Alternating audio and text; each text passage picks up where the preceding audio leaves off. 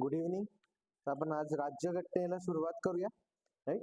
सगळ्यात महत्वाचा विषय आपल्या अभ्यासक्रमामधला, स्पर्धा परीक्षेतला आणि त्यात UPSC आणि MPSCच्या अभ्यासक्रमातला सगळ्यात महत्वाचा विषय, बरोबर, तो म्हणजे राज्यघटना. बरोबर, राज्यघटना. बरोबर.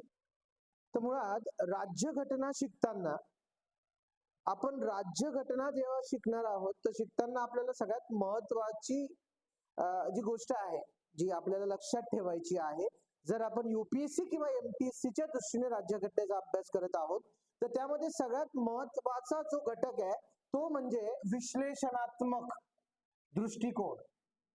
विश्लेषणात्मक दृष्टिकोन म्हणजे काय? तुम्ही विश्लेषण करताय, विश्लेषणात्मक दृष्टिकोन हा खूप जास्त महत्वाचा आहे. कुठल्या परीक्षांसाठी? जर तुम्ही राज्यसेवाचा अभ्यास करताय, MPSCचा आणि UPSCचा, कारण राज्यसेवा बदलत्या अभ्यासक्रमानुसार 2023च्या अभ्यासक्रमानुसार जर विचार केला तर मग आपल्याला या विश्लेषणात्मक भागावर लक्ष देणं गरजेचं आहे. आता आपलं या विश्लेषणात्मक दृष्टिकोन म्हणजे ज्याला आपण म्हणतो अनालिटिकल. आता या सगळ्यांचा अभ्यास करण्यापूर्वी, या विश्लेषणाचा अभ्यास करण्यापूर्वी आपल्याला आता मुळात राज्यघटना कशा पद्धतीने शिकावी हा महत्वाचा प्रश्न आहे. कारण राज्यघटना हा जो भाग आहे हा तुम्हाला वेगवेगळ्या अभ्यासक्रमात पण बघायला मिळतो. म्हणजे जर तुम्ही क्लास 3 किंवा गट क ड च्या परीक्षा देताय, त्या ठिकाणी पण राज्यघटनेचा अंतर्भाव केलेला आहे, बरोबर आहे. इव्हन जेव्हा तुम्ही लॉ सारख्या परीक्षांमध्ये जेव्हा तुम्ही जातात, त्या ठिकाणी पण राज्यघटना आहे. पण तुम्हाला UPSC आणि बदलत्या अभ्यासक्रमाच्या MPSC नुसार जर राज्यघटना शिकायची असेल तर तुम्हाला त्यामध्ये काही महत्वाचा बदल करणं गरजेचं आहे तुमच्या अभ्यास पद्धतीमध्ये. मग त्यासाठी मुळात आपल्याला समजून घ्यावं लागेल की राज्यघटना म्हणजे काय आणि राज्यघटना का म्हणून शिकावी. मग आता सगळ्यात महत्वाचं, राज्यघटना म्हणजे काय? कोणी सांगू शकेल मला राज्यघटना म्हणजे काय आणि राज्यघटना का बनवली गेलेली आहे? याचं उत्तर आहे कोणाला माहिती?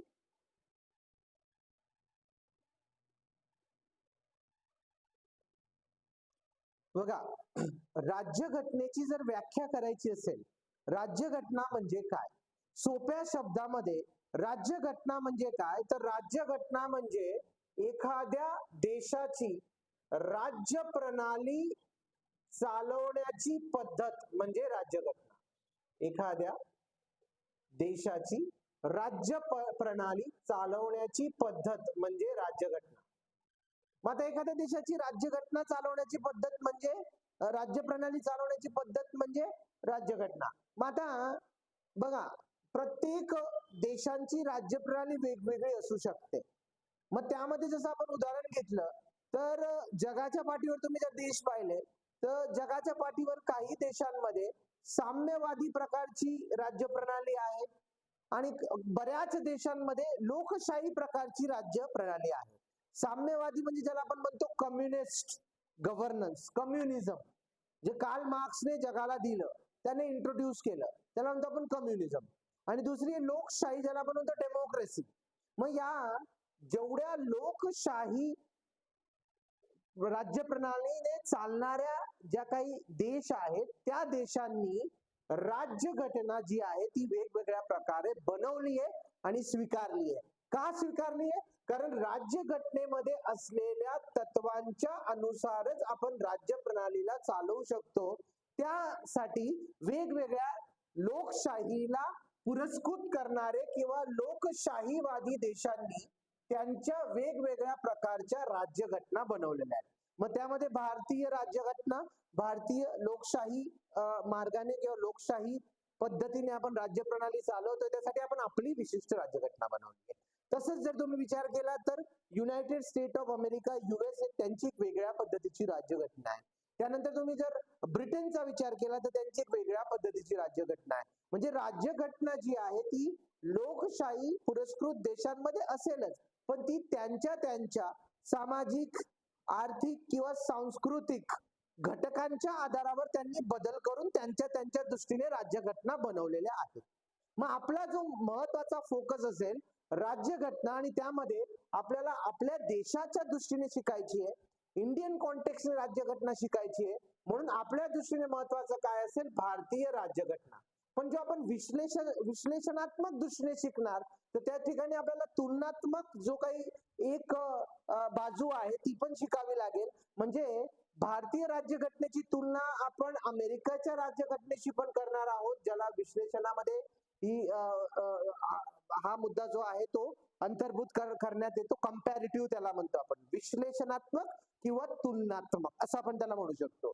तर अमेरिका असेल किंवा मग ब्रिटन असेल, राईट, जे महत्वाचे देश, आपण ब्रिटनला जास्त महत्व का दिलेलं आहे, कारण आपल्या भारतीय राज्यघटनेमध्ये आपण ब्रिटनच्या बऱ्याचशा गोष्टी ज्या आहेत त्या घेतलेल्या आहेत. कारण ब्रिटनचं आपल्या देशामध्ये 150 वर्षापेक्षा जास्त वर्षापर्यंत राज्य होतं. म्हणून ब्रिटनने जे वेगवेगळे कायदे बनवले, ज्याला आपण म्हणतो government of act 1935, right, government of act 1919, ज्याला मॉन्टेगो चेम्सफर्ड कायदा पण म्हटलं जातं, मॉर्ली मेंटो 1909, या सगळ्या गोष्टींचा पण आधार आपण घेतला. आणि सगळ्यात महत्वाचा जो 1935 ने जो कायदा आणलेला होता 1935 साली, ज्याला गव्हर्नमेंट ऑफ इंडिया ऍक्ट 1935 असं म्हटलं जातं, राईट, आधुनिक भारताच्या इतिहासामध्ये त्याचे संदर्भ आहे. तर त्यामधला आपण बराचसा भाग आपल्या भारतीय राज्यघटने बनवण्यामध्ये घेतलेला आहे. म्हणजे एकंदरीत आपण पाहिलं तर अमेरिकेची राज्यघटना असू द्या, ब्रिटनची राज्यघटना असू द्या, किंवा फ्रान्सची राज्यघटना असू द्या, आयर्लंडची असू द्या, आपण त्यामधून काही महत्वाच्या गोष्टी घेतल्यात आणि त्या आपल्या राज्यघटनेमध्ये अंतर्भूत केलेल्या आहेत. मग आपल्याला शिकताना राज्यघटना त्याच विशिष्ट दृष्टिकोनातून शिकायची आहे, ज्यामध्ये आपल्याला तुलना देखील करायची आहे. आपल्याला ज्यामध्ये साम्य आढळत आहे भारतीय राज्यघटनेत आणि अमेरिकेच्या, ते मुद्दे आपल्यासाठी महत्वाचे आहेत. आणि ज्या ठिकाणी आपल्याला फरक आढळतोय, अंतर आढळत आहे, ते मुद्दे देखील आपल्यासाठी महत्वाचे आहेत. म्हणजे एकंदरीत राज्य प्रणाली चालवण्याची पद्धत म्हणजे राज्यघटना, आणि आपल्याला भारतीय राज्य प्रणाली चालवण्याची पद्धत जी आहे ती शिकायची. कारण तुम्ही ज्या परीक्षांचा अभ्यास करणार आहेत त्या परीक्षांच्या आधारावर तुम्ही त्या राज्य प्रणालीचे घटक होणार आहेत. मग त्यामुळे तुम्हाला ती राज्य प्रणाली परिचित असणं खूप जास्त गरजेचं आहे. मग त्या अनुषंगाने आपल्याला भारतीय राज्य प्रणालीचं एक विशिष्ट आणि सखोल पद्धतीचं ज्ञान असणं गरजेचं आहे.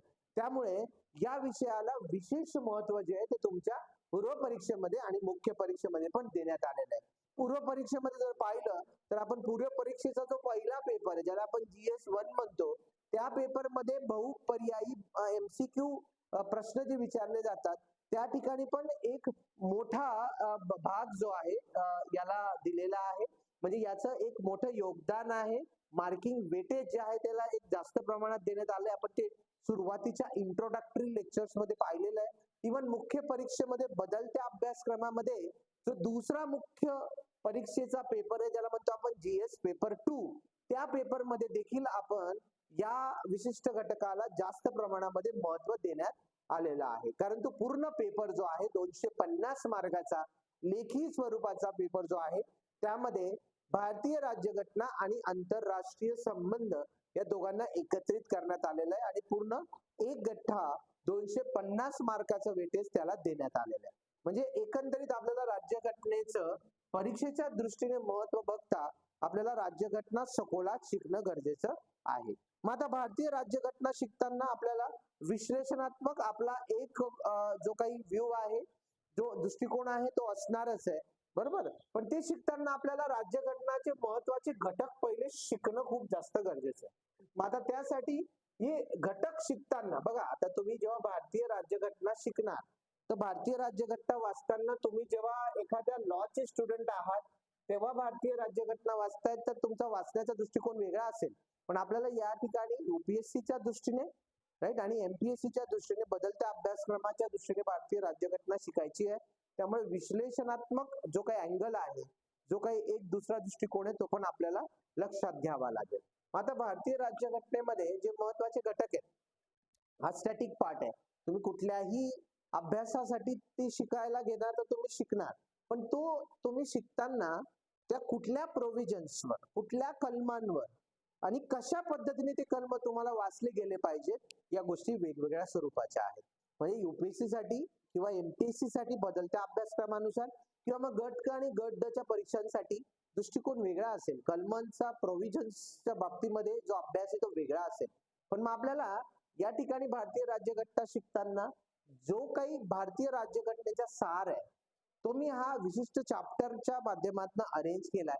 पण ते चॅप्टर शिकताना मी ज्या सिरीजने केलंय त्याच सिरीजने आपण जाणार आहोत, कारण त्यामुळे आपल्याला बेनिफिट असा होणार आहे, कारण आपण त्यामध्ये जेव्हा एक प्रोव्हिजन शिकलं आणि त्यालाच लागून दुसरं प्रोव्हिजन जे त्याला समांतर आहे ते शिकलं तर आपल्याला बऱ्याचशा गोष्टी सोप्या होतात. म्हणजे एक प्रोव्हिजन शिकलं आणि त्याला समांतर असलेलं दुसरं प्रोव्हिजन आपण जोडून वाचलं तर ते आपल्याला लक्षात पण लवकर राहतं, कारण त्यामध्ये बरीचशा गोष्टींची समानता आहे, साम्य आहे, बरोबर, आणि फरक खूप कमी आहे. मग आपल्याला त्या ठिकाणी फक्त फरकच लक्षात ठेवावा लागतो, दोघही गोष्टी समांतर असतील.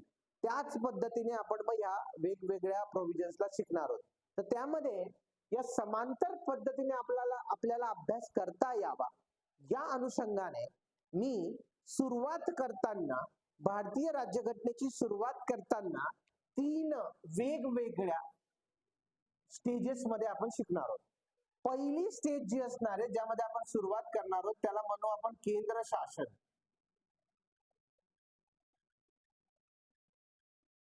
बरोबर. दुसऱ्या स्टेजला असेल राज्य शासन आणि तिसऱ्या स्टेजला असणारे काय, स्थानिक शासन.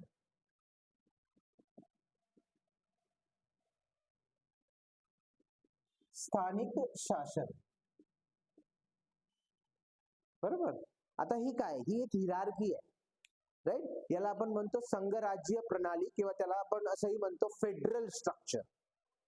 आता एक्झॅक्टली फेडरल स्ट्रक्चर किंवा संघराज्य प्रणाली काय आहे, त्यामध्ये जेव्हा भारतीय संविधान बनवलं गेलं, बरोबर, म्हणजे ते पूर्ण बनवलं गेलं 26 नोव्हेंबर 1949 साली आणि त्याची अंमलबजावणी झाली 26 जानेवारी 1950 साली, बरोबर.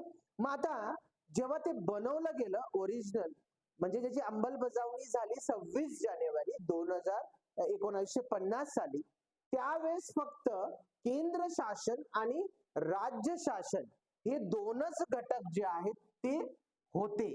स्थानिक शासनाचा घटक हा ओरिजिनल कॉन्स्टिट्यूशन मध्ये, म्हणजे जी सुरुवातीला बनवली गेली त्या घटनेमध्ये स्थानिक शासन हा राज्य शासनाचा घटक होता. पण आपण या स्थानिक शासनाला वेगळं केलं आणि वेगळं करण्यासाठी आपल्याला घटनेमध्ये घटना दुरुस्ती करण्याची तरतूद आहे अंडर दी आर्टिकल 368. 368 कलमानुसार भारतीय संविधानामध्ये घटना दुरुस्ती करता येते. घटना दुरुस्ती करण्यासाठी या 368 कलमाचा वापर केला जातो. या कलमाचा वापर करून आपण 1992 साली 73वी आणि 74वी घटना दुरुस्ती करून स्थानिक शासन वेगळं केलं आणि यालाच आपण पंचायत राज इन्स्टिट्यूशन किंवा त्याला पंचायत राज असंही म्हणतो. स्थानिक स्वराज्य संस्था जो स्थानिक शासनाचा भाग आहे. म्हणजे मला म्हणायचं असं आहे की 1992 पर्यंत जेव्हा नरसिंहराव जे आहेत ते जेव्हा प्राईम मिनिस्टर होते तेव्हा हा बदल करण्यात आला.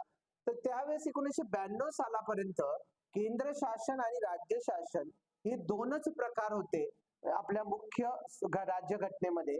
पण आपण 92 नंतर बदल केला आणि स्थानिक शासनाला पंचायत राज इन्स्टिट्यूशन्सला आपण यामध्ये एक वेगळं महत्व दिलं. म्हणजे याला पण आपण घटनात्मक दर्जा दिला असं त्याला म्हटलं जातं. कॉन्स्टिट्यूशनल स्टेटस, घटनात्मक दर्जा जो आहे तो आपण त्याला या 73व्या आणि 74व्या घटना दुरुस्तीच्या आधारे दिला. त्याला 73rd आणि 74th कॉन्स्टिट्यूशनल अमेंडमेंट असंही म्हटलं जातं. हा आपल्या राज्यघटनेमधला सगळ्यात महत्वाचा बदल होता.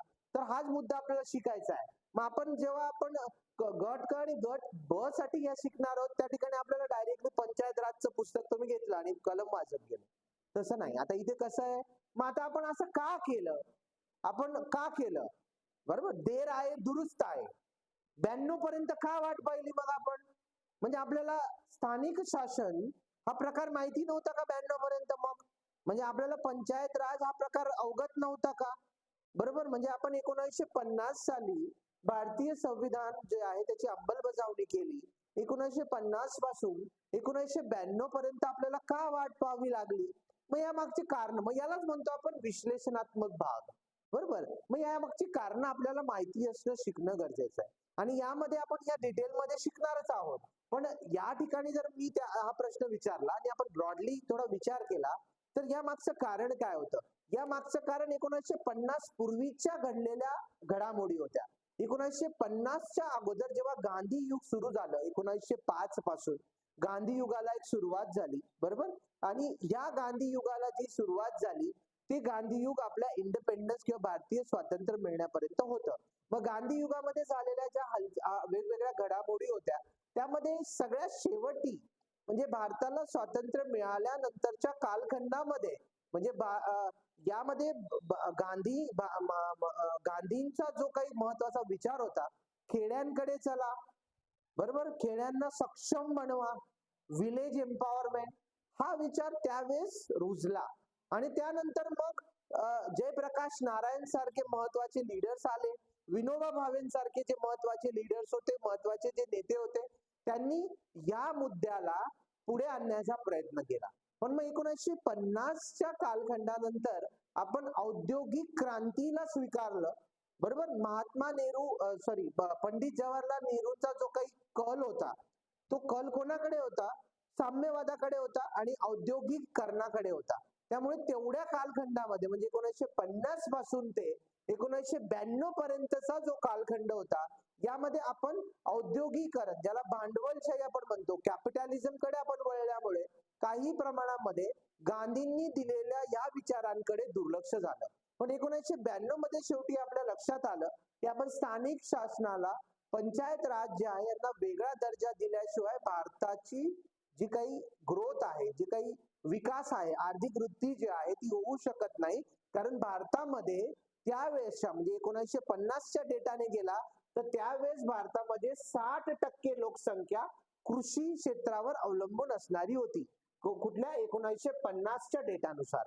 आणि तुम्ही 2022चा जो इकॉनॉमिकल सर्वे आहे त्याच्या डेटानुसार गेला तर 49% म्हणजे आताची 2022च्या डेटानुसार 49% लोकसंख्या अजूनही कृषी क्षेत्रावर अवलंबून आहे. म्हणजे भारताच्या एकूण लोकसंख्येच्या जवळपास निम्मे लोकसंख्या अजूनही कृषी क्षेत्रावर अवलंबून असल्या कारणाने आपल्याला या स्थानिक शासनाला वेगळ्या प्रकारचा घटनात्मक दर्जा देणं हे आवश्यक होतं.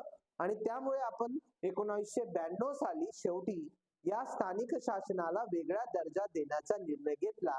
आणि त्यामुळे आता आपल्या या संघराज्य प्रणालीमध्ये 3 स्टेजेस आहेत. पहिलं केंद्र शासन, राज्य शासन आणि सगळ्यात खाली त्याला काय म्हणतो आपण?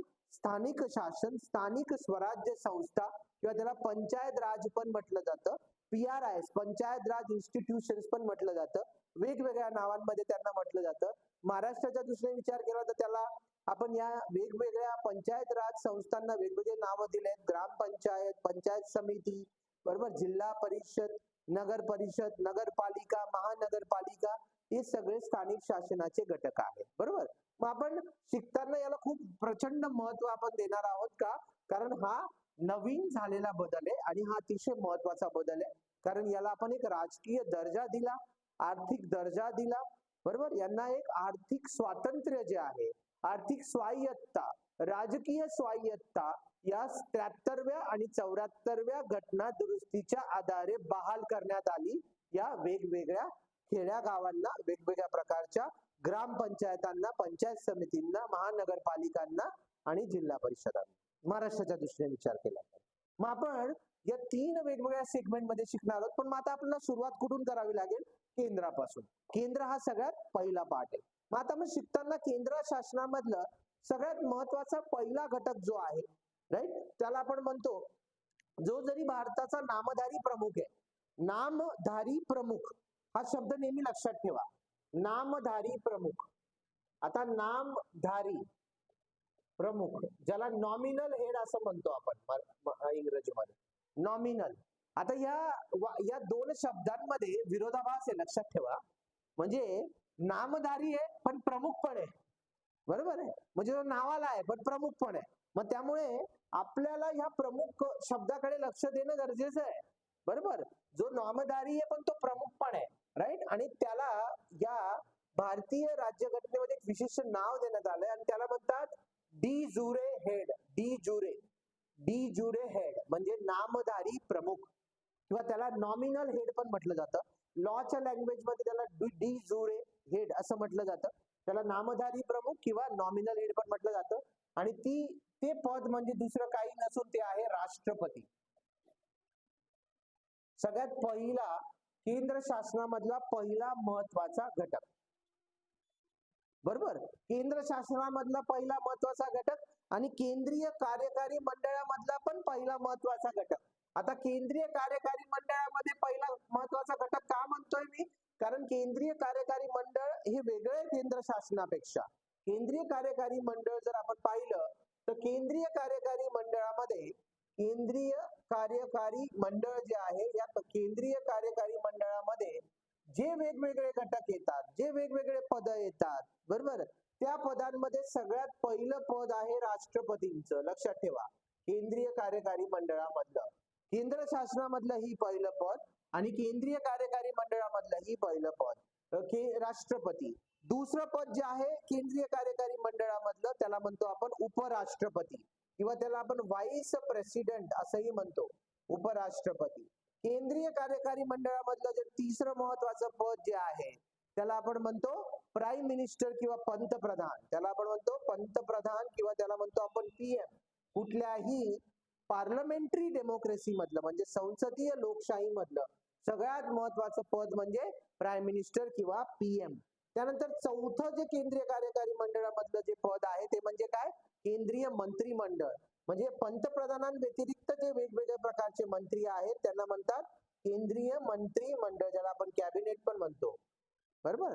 त्यानंतर पाचव्या ज्या ठिकाणावर जे महत्वाचं पद जे येतं, जे केंद्रीय कार्यकारी मंडळामध्ये येतं, जे केंद्रीय कार्यकारी मंडळाचा भाग आहे आणि त्याला म्हणतात काय, कोणाला माहिती आहे? येस, त्याला काय म्हणतो आपण, attorney general of the country, right, attorney general of the country, किंवा त्याला म्हणतात देशाचा महाधिवक्ता, राईट. त्याला काय म्हणतो आपण, देशाचा महाधिवक्ता, अटॉर्नी जनरल. तर हे जे पद आहेत राष्ट्रपती, उपराष्ट्रपती, पंतप्रधान, केंद्रीय मंत्रिमंडळ आणि देशाचा महाधिवक्ता, हे केंद्रीय मंत्रिमंडळामध्ये केंद्रीय कार्यकारी मंडळाचे घटक आहेत, बरोबर. आता हे सगळे आपण शिकणार आहोत. आता यांच्यामधले काही केंद्र शासनामध्ये आहेत, राईट. देशाचा महाधिवक्ता पण वेगळा शिकणार आहोत कारण तो केंद्र शासनामध्ये नाही आहे, पण तो केंद्रीय कार्यकारी मंडळाचा घटक आहे. मग आता आपण राष्ट्रपती हा पहिला भाग आहे. आता मुळात राष्ट्रपती आपण शिकताना कसं शिकणार आहोत, राष्ट्रपती किंवा प्रेसिडेंट या पदाचा अभ्यास करताना आपल्याला युपीएससी किंवा एमपीएससी बदलत्या अभ्यासक्रमानुसार जर आपल्याला लक्ष द्यायचं असेल तर यामध्ये आपला एक पॅटर्न आहे, त्या पॅटर्न नुसारच जायचं, तो ठरलेला पॅटर्न असेल.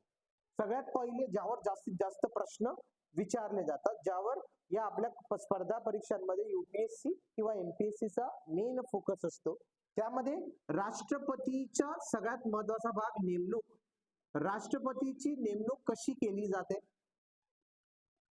आणि नेमणूक करण्यासाठी निवडणूक प्रक्रिया खूप महत्वाची, कारण लोकशाही आहे आणि लोकशाहीमध्ये निवडणुकीला खूप महत्व आहे, आपल्याला माहिती आहे ते लोकशाही येतात, म्हणून निवडणूक प्रक्रिया सगळ्यात महत्वाचा भाग. याच्यावर खूप जास्त प्रश्न विचारले जातात, निवडणूक प्रक्रिया, बरोबर. मग आता निवडणूक प्रक्रियेमध्ये सगळ्यात महत्वाचं, निवडणूक प्रक्रियेमध्ये कुठले कुठले घटक याच्यामध्ये सामील होतात, कारण निवडणूक प्रक्रियेचे वेगवेगळे प्रकार असतात.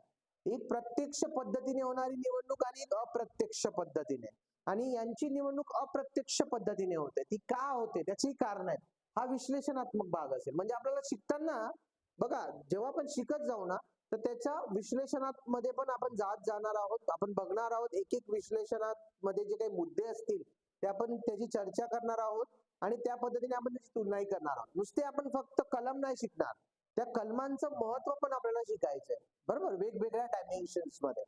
मग आता निवडणूक प्रक्रिया कशा पद्धतीने होते हा भाग सगळ्यात महत्वाचा आहे. मग निवडणूक प्रक्रिया असेल तर निवडणूकच्या व्यतिरिक्त त्यांना काढून टाकण्याची प्रक्रिया, त्याला इम्पिचमेंट पण म्हणतो आपण, हटवण्याची प्रक्रिया, ज्याला काय म्हणतो आपण, इम्पिचमेंट, हटवण्याची प्रक्रिया. आता का हटवलं जाणार, त्याच्या मागचे कारण काय असणार, राईट, आणि ही प्रक्रिया कोण करणार हे डिटेल मध्ये आपण शिकणार. हा एक पॅटर्न आहे बरं का, हा आपल्या प्रत्येक ठिकाणी हाच पॅटर्न असेल, बरोबर. मग आता निवडणूक करण्याची हटवण्याची प्रक्रिया. आता कुणीही राष्ट्रपती जर ज्याला व्हायचं आहे भारतामध्ये, तर राष्ट्रपती होण्यासाठी पात्रता काय आहे, पात्रता सगळ्यात महत्वाचा भाग, ज्याला आपण क्वालिफिकेशन म्हणतो, बरोबर. हा भाग आपण शिकणार आहोत. पात्रता कुठल्या असणार आहेत, राईट, आणि त्या पात्रता ज्या आहेत त्या घटनेमध्ये जशा दिल्या आहेत तशाच्या तशा आपल्याला माहिती पाहिजे. काय नाही, ती सुप्रीम कोर्टाच्या जजसाठी 6 to 65. ही इथं पात्रता जी आहे त्यामध्ये पहिली पात्रता आपण शिकणार आहोत, भारताचा नागरिक असणं गरजेचं आहे, सगळ्यात महत्वाची. त्याची वय वर्ष मर्यादा जी आहे ती 35 वर्ष किमान असणं गरजेचं आहे. त्यासोबत त्याचा कुठल्याही प्रकारचा खाजगी व्यवसाय, प्रायव्हेट ऑफिस ज्याला म्हणतो, तो असणं जे काही आहे ते नसणं अनिवार्य आहे. त्याच्यामध्ये त्याचं नाव कुठेही असता कामा नये. आणि त्यासोबत तो कुठल्याही दुसऱ्या सभागृहाचा जो सदस्य देखील असता कामा नये. असेल तर पहिले त्याला राजीनामा द्यावा लागेल. एक तर मग ते राज्य विधिमंडळ असू शकतं किंवा ते मग भारतीय संसद असू शकतं. भारतीय संसदेचा म्हणजे लोकसभेचा सदस्य किंवा राज्यसभेचा सदस्य, राज्य विधिमंडळाचा सदस्य म्हणजे विधानसभेचा सदस्य, ज्याला आपण महाराष्ट्राच्या कॉन्टेक्स्ट मध्ये विधानसभा म्हणतो किंवा त्याला लेजिस्लेटिव्ह असेंब्ली असं म्हटलं जातं, किंवा विधान परिषदेचा सदस्य ज्याला आमदार असं म्हणतो आपल्या सोप्या भाषेत. म्हणजे एकंदरीत या महत्वाच्या पात्रता आहेत, क्रायटेरिया, त्या आपण शिकणार आहोत डिटेलमध्ये. आता मी तुम्हाला फक्त एक ओव्हरव्ह्यू सांगितला, पण डिटेलमध्ये हे शिकणार आहोत. आता पात्रता आहे त्यासोबत काही महत्वाच्या अटी पण आहेत. म्हणजे कोणी एखादा अटी व शर्ती असं म्हणू शकतात तुम्ही, अटी व शर्ती. का, कारण कोणी प्रेसिडेंट जर झालं किंवा राष्ट्रपती झालं तर तो त्या कोणत्या अटींच्या आधारावर ते राष्ट्रपती राहू शकतात, म्हणजे त्या अटींची पूर्तता होणं पण गरजेचं आहे. जर त्या अटींची पूर्तता नाही झालं तर ते अपात्र ठरू शकतात. मग अपात्र का अपात्र ठरले तर अपात्र ठरवण्याचा अधिकार कोणाला दिलेला आहे, हा पण एक महत्वाचा भाग आहे. हे पण आपण इथे शिकणार आहोत डिटेलमध्ये. त्यानंतर यामध्ये सगळ्यात महत्वाचा जो कॉमन भाग आहे, खूप कॉमन आहे, पण तो भारतीय राज्यघटनेमध्ये त्याला विशेष महत्व आहे. आणि तो भारतीय राज्यघटनेमध्ये काही महत्वाच्या मूल्यांच्या आधारावर ठेवण्यात आलेला आहे, तत्वांच्या आधारावर ठेवण्यात आलेला आहे. त्याला म्हणतो आपण शपथ, ओथ, राईट. कारण आपल्या देशामध्ये शपथला खूप जास्त महत्व आहे, बरोबर आहे. कारण शपथ घेणं म्हणजे काय, की आपण एखाद्या पद्धतीने एखाद्या आपण कार्यासाठी एखाद्या प्रकारचे बंधन, मौलिक बंधन आहे ते, बरोबर आहे, शपथ. म्हणून या शपथ घेण्याचा जी पद्धत आहे, म्हणजे शपथ घेतल्याशिवाय कुठल्याही निवडून आलेल्या उमेदवाराला या राष्ट्रपतींच्या ऑफिसमध्ये किंवा राष्ट्रपतीच्या पदावर जे आहे ते जाता येत नाही. जरी निवडून आलाय, सगळ्या पात्रता अटी शर्ती ज्या आहेत त्या पूर्ण केल्या, पण जर शपथ नाही घेतली, जोपर्यंत ते शपथ घेत नाही, अधिग्रहण करत नाही, शपथ अधिग्रहण, तोपर्यंत ते राष्ट्रपतीचा पदभार सांभाळू शकत नाही. म्हणून हा एक महत्वाचा मुद्दा आहे, हा कॉमन आहे, राईट, सोपा मुद्दा आहे, कॉमन आहे. कारण शपथ घेणारा आणि शपथ देणारा हे दोनच गोष्टी या ठिकाणी महत्वाच्या असतात आपल्या दृष्टीने, बरोबर. मग आपण ते देखील या ठिकाणी शिकणार आहोत. आणि त्यानंतर शपथ नंतर सगळ्यात महत्वाचा भाग या विशिष्ट भागामधला, राष्ट्रपती या प्रोव्हिजन मधला, आणि तो म्हणजे काय, राष्ट्रपतीचे कार्य व अधिकार, ज्याला आपण पॉवर्स अँड फंक्शन्स म्हणतो. अतिशय महत्वाचा भाग, मुख्य परीक्षेच्या दृष्टीने खूप महत्वाचा भाग. हे बाकी पूर्वमध्ये विचारले जातात जास्त प्रश्न, पण मुख्यसाठी सगळ्यात महत्वाचा भाग. मग राष्ट्रपतीचे कार्य, राष्ट्रपती जी एकदा त्यांनी पदभार सांभाळला तर त्यांचे कार्य कुठले, म्हणून हा नामधारी शब्द महत्वाचा आहे. जरी नामधारी आहे पण प्रमुख असल्यामुळे त्यांना काही अधिकार पण दिलेत आणि त्यांचे काही कार्य पण आहेत, काही पॉवर्स पण आहेत. तर ते पॉवर्स आणि फंक्शन्स जे आहेत आपण डिटेलमध्ये शिकणार आहोत. वेगवेगळ्या प्रकारचे कार्य आहेत, कार्यकारी अधिकार, बरोबर, विधिमंडळाशी निगडीत अधिकार, बरोबर, त्यानंतर आंतरराष्ट्रीय संबंधाशी निगडीत अधिकार, न्यायिक अधिकार ज्याला आपण म्हणतो, त्यानंतर भारतीय संरक्षणाशी निगडीत अधिकार, मिलिटरी पॉवर ज्याला आपण म्हणतो, बरोबर, आणीबाणी विषयक अधिकार, हे खूप महत्वाचे अधिकार आहे. List of powers one by one आपण सगळ्या डिटेलमध्ये शिकणार आहोत. हाच पॅटर्न आपल्याला फॉलो करायचा आहे प्रत्येक ठिकाणी. याच पद्धतीने आपण जाणार आहोत डिटेलमध्ये आपण विश्लेषण पण करणार आहोत, त्याच्याशी निगडीत वेगवेगळ्या केसेस पण आपण त्याची पण डिस्कस करणार आहोत, त्या केसेसची पण चर्चा आपण करणार आहोत इन डिटेलमध्ये. तर अशा पद्धतीने आपण राष्ट्रपती या चॅप्टरचा ओव्हरव्ह्यू घेतला. आपली सुरुवात इथूनच होणार आहे. मग आता आपण केंद्र शासनामधला दुसरा घटक जो असेल उपराष्ट्रपती, राईट, आपण पहिले काय करूयात, या सगळ्या घटकांचं एक ओव्हरव्ह्यू घेऊयात आणि त्यानंतर मग आपण या घटकापासून सुरुवात करूया. तर आज आपण इथे थांबूयात. पुढच्या लेक्चरमध्ये आपण उपराष्ट्रपती केंद्र शासनातला दुसरा घटक, त्यानंतर तिसरा घटक असेल पंतप्रधान, राईट, अशा पद्धतीने असेल. पण आपण काय करणार आहोत, तीच सगळ्यात महत्वाची भाग जो आहे राष्ट्रपती आणि राष्ट्रपतीला संलग्न समांतर असलेलं पद. म्हणजे आपण जेव्हा राष्ट्रपती पूर्ण शिकून घेऊया त्यानंतर लगेच ताबडतोब इमिडिएटली आपण राज्य शासनामध्ये त्याच्याशी समांतर असलेलं जे पद आहे ज्याला म्हणतो आपण राज्यपाल किंवा त्याला गव्हर्नर असं म्हणतो, हे आपण शिकूयात. म्हणजे आपण शिकताना तसं, म्हणून मी एक पॅटर्न तयार करून दिलाय, म्हणजे जेणेकरून आपण या गोष्टी शिकणार ते सगळे प्रोव्हिजन, सगळे कलम आपल्याला चांगल्या पद्धतीने लक्षात राहणं पण गरजेचं आहे. त्यासाठी हा एक विशिष्ट जो काही पद्धत आहे, जो काही पॅटर्न आहे तो मी तयार केलेला आहे आणि त्याच पॅटर्नने आपण शिकूयात, जेणेकरून हे सगळे प्रोव्हिजन्स आपल्याला एका विशिष्ट वनगो मध्ये लक्षात राहतील आणि सोप्या पद्धतीने आपण त्यांना शिकू शकतो. त्यामुळे आपण असंच जाणार आहोत, राष्ट्रपती आणि त्याला समांतर असलेलं राज्य शासनातलं पद राज्यपाल. तर आपण पुढच्या सत्रामध्ये राष्ट्रपती बद्दलची जे काही आपण महत्वाचे जे घटक आहेत जे आपल्याला शिकायचे आहेत सखोलात, त्यांची माहिती आपण इथे घेतली. आपण पुढच्या ज्या सत्रामध्ये राज्यपालाशी निगडीत असलेले महत्वाचे जे काही आपल्याला घटक आहेत जे शिकायचे आहेत सखोलामध्ये आपल्या UPSC आणि MPSCच्या अभ्यासासाठी, ते आपण डिटेलमध्ये शिकूया. तर आपण इथे थांबूयात. पुढच्या सत्रामध्ये आपण राज्यपालांकडे शिफ्ट करूया. Okay, thank you.